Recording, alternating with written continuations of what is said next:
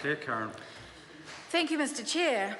Well, Mr Chair, the opposition actually on the Select Committee did the government a favour with this, a huge favour with this piece of legislation, and the Minister should actually be getting up and thanking us, because what could have come back to the House is the bill in its original form. And if it had come back to the House in its original form, then that Minister would have had to have introduced, embarrassingly, a major SOP to remove the substance of the bill because it was shown to be so woeful. In our minority report on this bill, we described the whole process here as unedifying and sloppy, and that's being kind.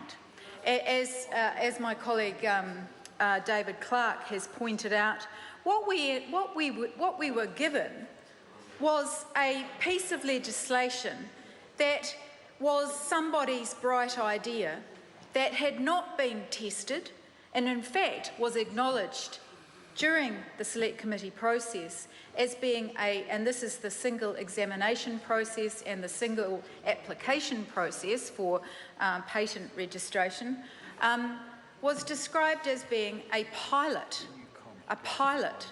And as my colleague Clayton Cosgrove has pointed out, there was no cost-benefit analysis, and in fact, nobody wanted it. And the reason nobody wanted it was that it was going to cost the industry more. And when I went and talked to the innovators about, because they're actually the ones who are wanting to register patents, about the impact of this, first of all, none of them had been consulted. And secondly, all they wanted to know is, well, is this going to take more time and is it going to cost more? And the answer essentially was yes. What the problem was, though, Mr Chair, was that this minister had not done his work, had not done the due diligence before this bill came to the House for its first reading. There had been no testing of the principles behind it. I don't even know if he'd read it. And that became patently obvious. Did you see what I did there? Became patently obvious as we went through the Select Committee process, because the officials had to go back to the minister, not once, not twice, not 3 times, not 4 times, not even 5 times, but 6 times during the Select Committee process. 6 times. And do you know how we know that? Because we had to drag it out of them as to what was going on and how on earth we'd got ourselves into this situation. We had to write to the Australians, we had to find out what process had been gone through. Oh yes, there were confidential documents, but we can't talk about them. And then we discovered that there was well, Mr Chair, this is so relevant because this is why the SAP and SEP, which is the major substance of this piece of legislation that none of the submitters wanted, that the industry affected hadn't even been consulted on, that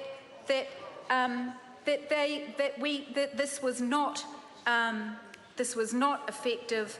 And the officials, we discovered that there already was an international process being developed that superseded this, and really it was not going to work at all, and it was, and that's why it had to be dumped. So we did the government a favour by doing the responsible thing, behaving like a Select Committee should, working together, and actually saying, actually, this really should go. That minister really should get up and thank us, and he really should, next time he puts a piece of legislation to the House for a first reading, could he please read it? Could he test with officials whether or not it's got sound principles, and so that we don't waste everybody's time and probably a lot of money in ending up with what is really a pretty minimal and pretty embarrassing piece of law. Mr Chair. The Honourable Clay.